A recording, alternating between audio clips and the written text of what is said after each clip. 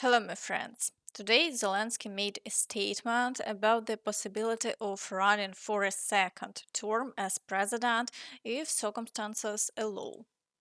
My wife asked, "You ready?" I said, "For what?" She replied, "For a second term." I don't know. Will I run or not? I don't know. I don't know how this war will end. But I think if I can accomplish more than I'm capable of now, then maybe I'll look at it more positively. That's the only way I can answer. Today, it's not my focus for now. It's not my goal today. Friends, would you like Zelensky to remain president of Ukraine after the war ends? Be sure to share your thoughts in the comments. As for Zelensky's wife, she said that being president for a second term wouldn't be as intimidating as the first, so she wouldn't mind. As a wife, I have to support any decision. Whether it's popular in our family or not is another matter. To me, the second time isn't as scary as the first. Of course, I wouldn't want to live in this emotional and physical state for the rest of my life. It's an exhausting time, the hardest period of our personal lives.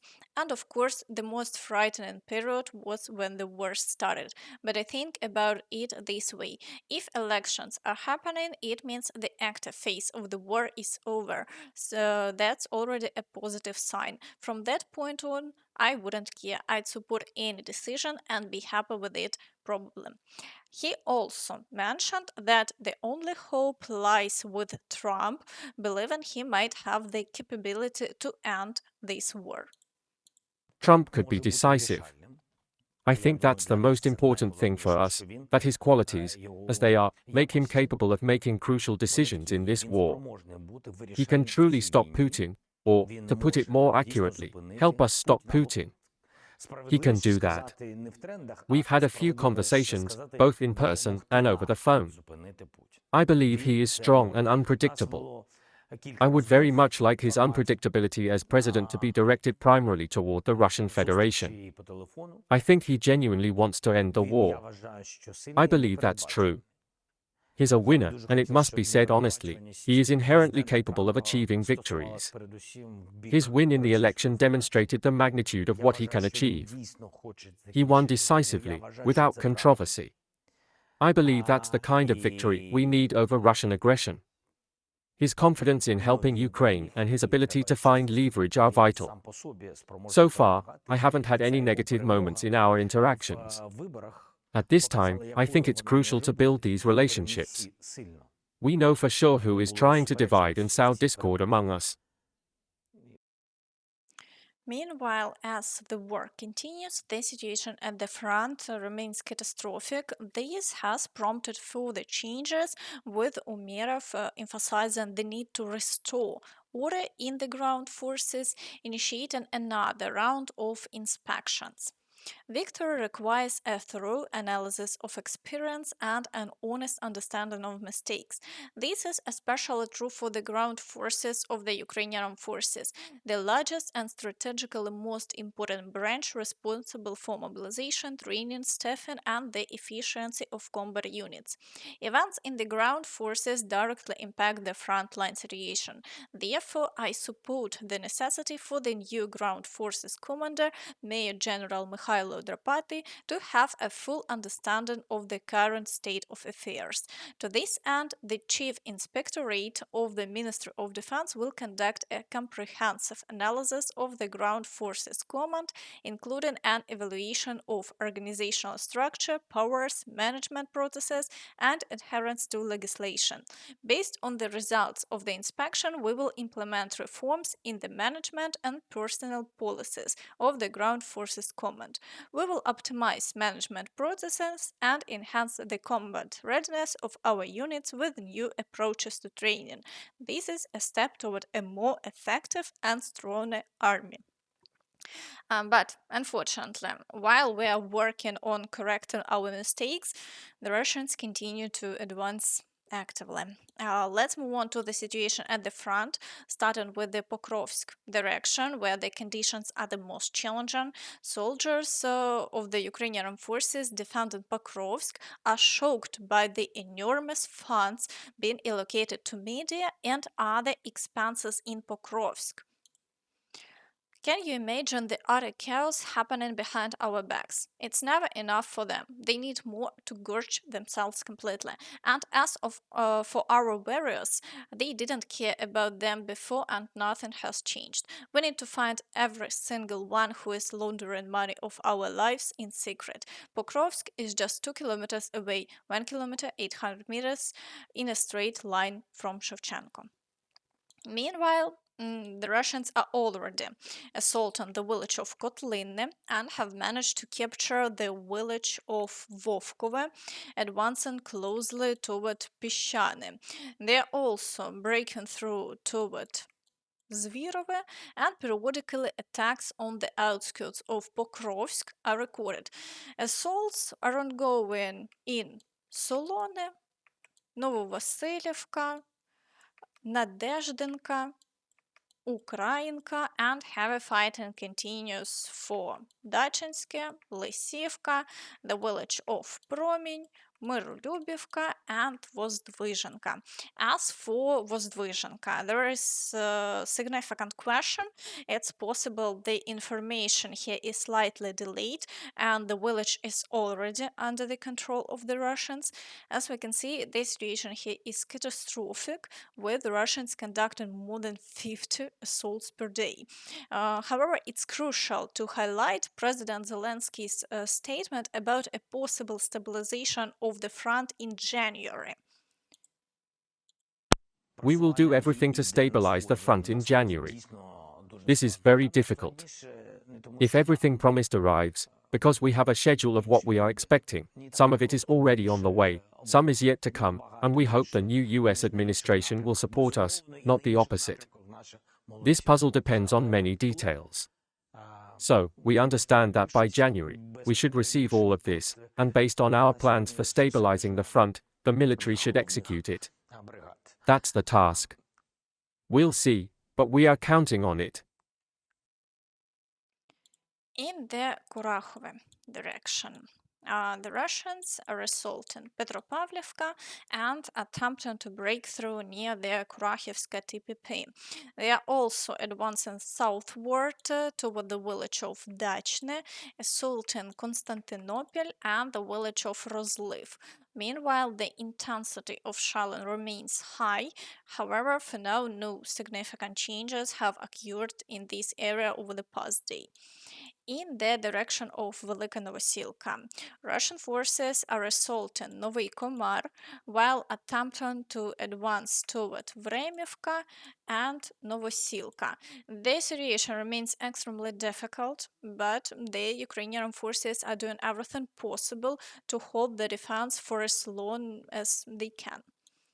In the Zaporizhia direction, the Russians are assaulting Novoandriivka and continue to shell frontline territories. However, no significant changes have been observed in this area so far. In the Kherson direction, the Russians are attempting to break through to the islands. However, the Ukrainian forces are successfully repelling all attacks, and no significant changes have been recorded over the past day. Moving to the Toretsk direction, Russian forces are not reducing their activity. Unfortunately, they have sufficient reserves to continue their offensives here. Assaults on the outskirts of Sherbinivka persist. Although Russian troops manage to penetrate the area, the Ukrainian forces repeatedly push them back.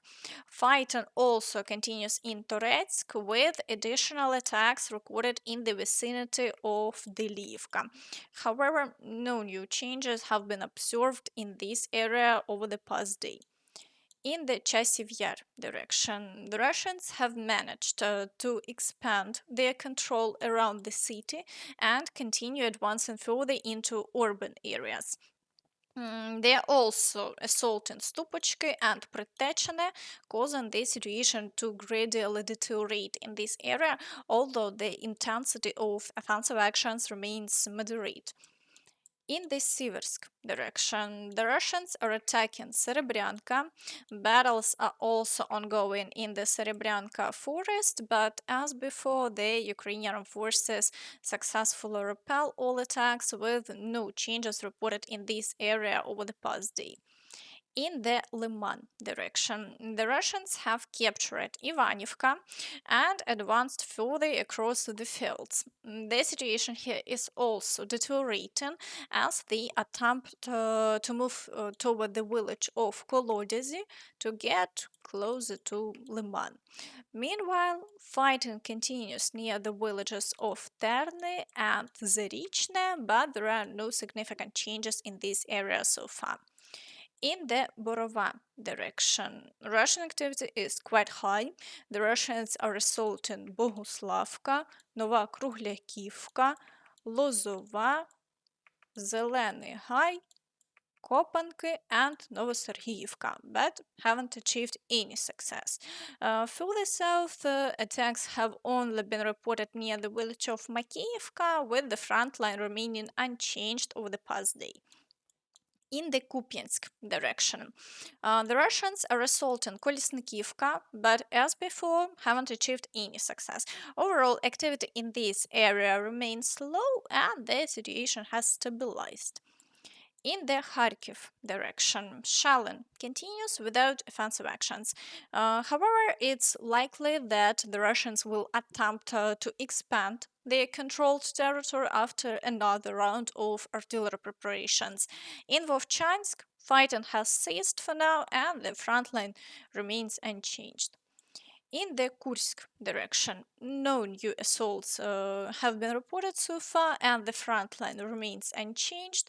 However, there was a successful strike on a command post in the Kursk region yesterday, according to General Staff. Meanwhile, as the exchange of strikes continues, President Zelensky stated that there is a possibility for the war to halt in the near future. The war won't end in a single day. The hot phase of the conflict could indeed conclude relatively quickly if Trump holds a strong position. I believe that this position should align with our European colleagues. Currently, we receive significant support from Europe and the UK despite delays from the US last year. For Ukraine, the European Union's voice needs to resonate with the US administration as Ukraine aims for a concrete place and timeline in the European Union. This depends on the European Union. Therefore, I will work to ensure this alignment, Zelensky remarked. Moreover, Zelensky confirmed that he supports the introduction of NATO troops on Ukrainian territory. I think you've heard about President Macron's initiative regarding the deployment of the French Republic's contingent in Ukraine. We support this initiative, but one country, France, is not enough. We wouldn't want it to be just one or two countries if this initiative comes to fruition. It certainly has to be on the path to NATO. It definitely has to be. This does not mean that the deployment of European forces excludes a future in NATO. It's the same as when we say, let's diplomatically return these or other territories later. Yes, this means that legally we will never recognize occupation. You have no right to do that. Just as legally, you cannot recognize that you will never be in NATO. Otherwise, you won't be there. That's very dangerous. I think European forces and Britain will support. And some other countries, which we agreed not to speak openly about yet, because they are still hesitant to say this publicly due to fear of Russian influence. For now, this is the case, but this idea was raised during our meeting with Macron and Trump in France. Well, I saw that Trump is positive about this idea, but I raised the issue that among these forces, we still haven't heard which specific countries will be involved, and whether the United States of America will be part of them, and to what extent. It's too early to talk about this. We must understand that 1, 2, 3,000 troops will not work just as a show of force. If we're talking about a serious contingent, for example, if we talk about the Odessa region, for example, France, Then we are talking not щодо just about troops, е, we must also talk about the fleet, розміщення both air and контингенту naval. Французької Республіки на This kind of території presence is not України, і just about the таку number ми of people, although підтримуємо they are таку undoubtedly a ініціативу, priority, but але not only однієї them, Франції but also недостатньо. technologies, Ми б ships, не хотіли, airplanes, щоб and це so on. були Overall, we are waiting to see how events will develop further. And that's all from me. So please don't forget to like this video, subscribe to the channel, and hit the notification bell to stay updated on all the latest news. Thank you for watching and see you next time. Bye bye.